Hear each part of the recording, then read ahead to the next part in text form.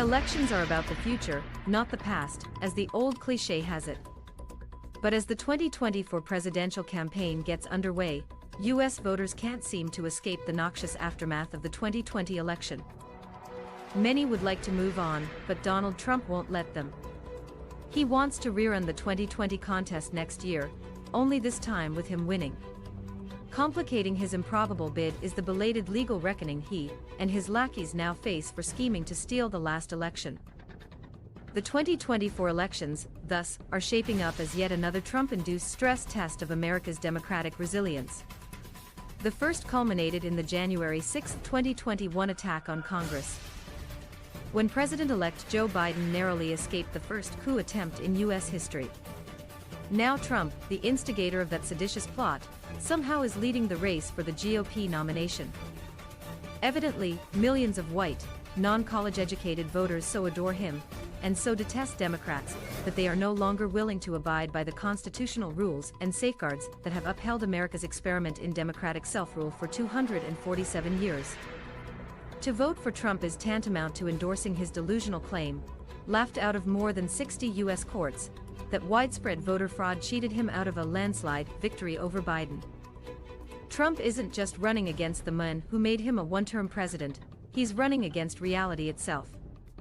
This sobering fact confronts Republicans with a basic test of sanity and patriotism.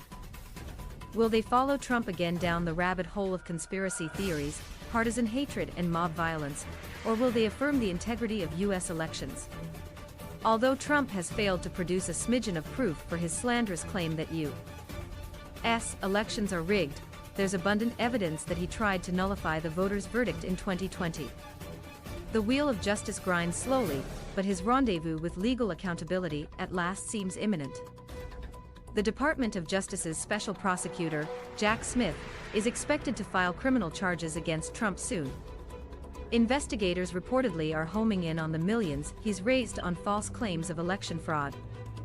His collusion with GOP efforts in several states to create phony slates of electors, and his attempts to browbeat Mike Pence into blocking the routine congressional certification of Biden's victory. Trump's accomplices are facing the music too. Last week, Michigan charged 16 Republicans with forgery and other crimes for presenting themselves as the state's 2020 electors, even though Biden won Michigan by a significant margin. In Georgia, Fulton County Prosecutor Fani T. Willis also is targeting Republicans who falsely swore to be 2020 electors, as well as Trump's brazen attempt, captured in a recorded phone call, to pressure Secretary of State Brad Raffensperger to falsify the official vote count. Trump's legion of lawyers also is on the hot seat for flooding courts with frivolous lawsuits alleging election fraud. Last month, for example, a federal appeals court upheld sanctions imposed on former Trump attorney Sidney Powell for groundlessly suing to overturn Biden's Michigan win. No crony has fallen farther than Rudy Giuliani, who slid from America's mayor after September 11 to Trump's Grima Wormtongue after 2020. He and attorneys John Eastman, Jenna Ellis and others face disbarment or other disciplinary actions in various states. As of last spring, the 65 Project has filed 75 complaints against Trump lawyers, aides, other government officials and false electors.